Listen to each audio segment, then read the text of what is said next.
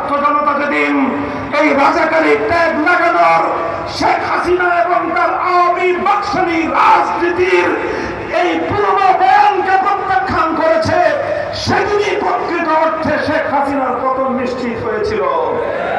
সংগ্রামী সাথী ও বন্ধুগণ, এভাবেই এদেশের সব শ্রেণী এবং পেশার মানুষ, বিশেষ করে এদেশের ছাত্র এবং তরুণ জনতা, এখানে শুধু স্কুলের ছেলেরা ছিল না, এখানে শুধু কলেজ ইউনিভার্সিটির সন্তানেরা ছিল না, এখানে শুধু আলিয়া মাদ্রাসা কওমি মাদ্রাসার আমাদের ছেলেরা ছিল না, বরং সর্বশ্রেণীর এবং পেশার সর্বশিক্ষাঙ্গনের সকল ছাত্ররা সকল বিবেককে দুপায়ে ধরে ঐক্যবদ্ধ শিশাডালা প্রাচীর তারা গড়ে তুলেছিল।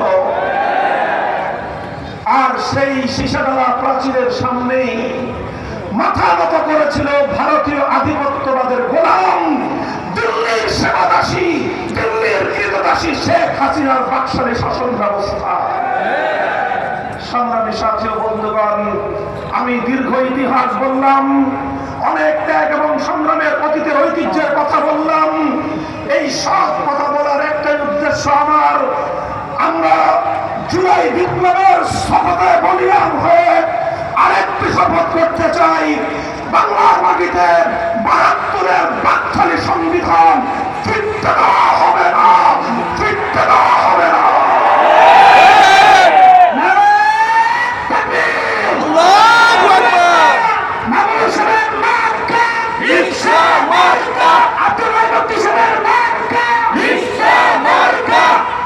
সংগ্রামী সাথী ও বন্ধুগণ, ইতিপূর্বে আমাদের মহাসচিব সাহেব সহ আমাদের কেন্দ্রীয় নেতৃবৃন্দ জুলাই সনদের কথা বলেছে। আপনারা অনেকে মনে করে থাকতে পারেন যে জুলাই সনদের এতটা গুরুত্ব কেন। সংগ্রামী তৌহিদি জনতা, আমার প্রাণ প্রিয় সংগঠনের নেতাকর্মী, তৃণমূলের বাংলাদেশের সাধারণ মেহনতি মানুষ, আমি আপনাদেরকে পরিষ্কার ভাষায় বলতে চাই, বাংলাদেশে এখন দুটি মেরুতে বাংলাদেশ দাঁড়িয়ে। একদিকে হলো ৭২-এর বাকশালী সংবিধান, আরেকদিকে হলো ২৪-এর জুলাইয়ের সনদ। এখন এদেশের মানুষকে সিদ্ধান্ত গ্রহণ করতে হবে, এদেশের প্রতি রাজনৈতিক দলকে সিদ্ধান্ত গ্রহণ করতে হবে।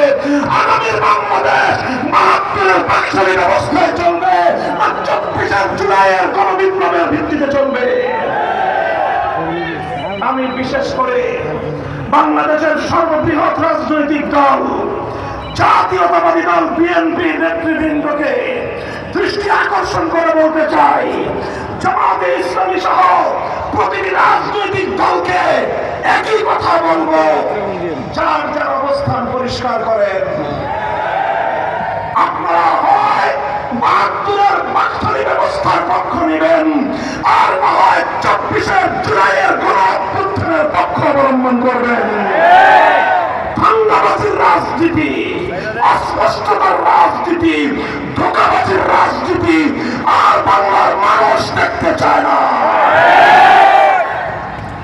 শহীদ জিয়াউর রহমানের আদর্শের কথা বলে আবার আওয়ামী লীগকে